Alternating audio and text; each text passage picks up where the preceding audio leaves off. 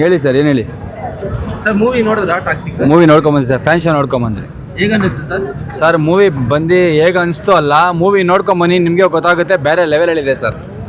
ಇವಾಗ ಸಿನಿಮಾ ಬಂದ್ಬಿಟ್ಟು A rated ಇದೆ. ಹಾಂ, ಓಕೆ. ಈ ಫ್ಯಾಮಿಲಿ ಆಡಿಯನ್ಸ್ಗೆ ಏನು ಹೇಳ್ತೀರಾ?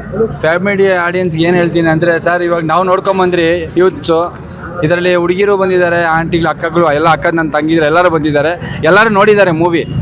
ಯಾರು ಇವಾಗ ನಮಗೇನು ಕಾಂಟ್ರವರ್ಸಿ ಅನ್ನೋದಿಲ್ಲ, ಇನ್ನೊಬ್ರು ಹೇಳ್ತಾರೆ ಅಂದ್ಬಿಟ್ಟು ನಾವು ಅದಕ್ಕೆ ತಲೆ ಕೆಡ್ಸ್ಕೊಳಕ್ಕೆ ಹೋಗಲ್ಲ ಸರ್. ಆಲ್ರೆಡಿ ಫಸ್ಟ್ ನೋಡಿದವರು ಹೌದು, ಟಾಕ್ಸಿಕ್ ಬಗ್ಗೆ ಸ್ವಲ್ಪ ನೆಗೆಟಿವಿಟಿ ಸ್ಪ್ರೆಡ್ ಮಾಡ್ತಾ ಇದ್ದಾರೆ. ಮೂವಿ ಆ ಥರ ಎಲ್ಲ ಈ ಥರ ಎಲ್ಲ ಅನ್ಕೊಂಡು ಇರ್ಗುರು ಸ್ವಲ್ಪ ಹೊತ್ತು ಬಂದಿಲ್ಲ ಅಂತ ಅಂಥವ್ರಿಗೆ ಏನು ಹೇಳ್ತೀರಾ ನೀವೇನೆ? ಅಂಥವ್ರಿಗೆ ನಾನು ಏನು ಹೇಳಲ್ಲ ಸರ್, ಮೂವಿ ಬಂದು ನೋಡಿ, ನಿಮ್ಗೇನ ಇಷ್ಟ ಆಗಿಲ್ಲ ಅಂದರೆ ಅದು ನಿಮಗೆ ಬಿಟ್ಟಿದ್ದು, ನಮ್ಗೆ ಇಷ್ಟ ಆಗಿದೆ, ನಾವು ಚೆನ್ನಾಗಿದೆ, ನಾವು ನೋಡ್ತೀರಿ.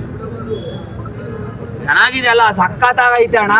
ಹೇಳಿ ಸರ್. ಅನ್ನದಾನ ಮಾಡ್ತಾ ಇದ್ದೀವಿ. ಅನ್ನದಾನ ಆಯಿತು ಮತ್ತೆ ಸರ್. ಬೆಳಗ್ಗೆ ದೇವಸ್ಥಾನದಲ್ಲಿ ಹೋಗಿ ಪೂಜೆ ಮಾಡಿಸ್ಕೊಂಬಂದ್ರಿ, 6 ಗಂಟೆ ಶೋ ಮುಂಚೆ 5 ಗಂಟೆಗೆ ಪೂಜೆ ಮಾಡಿಸ್ಕೊಂಬಂದ್ರಿ. ಪೂಜೆ ಮಾಡಿಸ್ಬಿಟ್ಟು ಒಂದು 11 ತೆಂಗಿನಕಾಯಿ ಒಂದು ಕುಂಬಳಕಾಯಿ ಹೊಡೆದ್ಬಿಟ್ಟು ಒಳಗಡೆ ಎಂಟ್ರಿ ಆದ್ರಿ. ತಿರ್ಗಾ ಬಂದು ಬೆಳಗ್ಗೆ ಆಚೆಯಿಂದ ಬಂದು ಒಂದು ಕುಂಬಳಕಾಯಿ ಹೊಡೆದು 51 ತೆಂಗಿನಕಾಯಿ ಹೊಡೆದು 51 ತೆಂಗಿನಕಾಯಿ ಹೊಡೆದು ಅನ್ನದಾನ ಮಾಡಿ, ಕೇಕ್ ಕಟಿಂಗ್ ಮಾಡಿ, ತೆಂಗಿನಕಾಯಿ ಎಲ್ಲ ಹೊಡೆದು ಇದು ಮಾಡಿದ್ದೀರಿ ಸರ್. ಯಶ್ ಅಭಿಮಾನಿಗಳಿಗೆ ಏನು ಹೇಳ್ತೀರಾ ಸರ್? ಸರ್, ಯಶ್ ಅಭಿಮಾನಿಗಳೆಲ್ಲ ಆರಾಮಾಗಿ ಬನ್ನಿ, ಆರಾಮಾಗಿ ಮೂವಿ ನೋಡಿ, ಆರಾಮಾಗಿ ಮನೆಗೆ ಹೋಗಿ. ಯಾಕಂದರೆ ನಮಗೋಸ್ಕರ ತಂದೆ ತಾಯಿ ಕಾಯ್ತಾರೆ.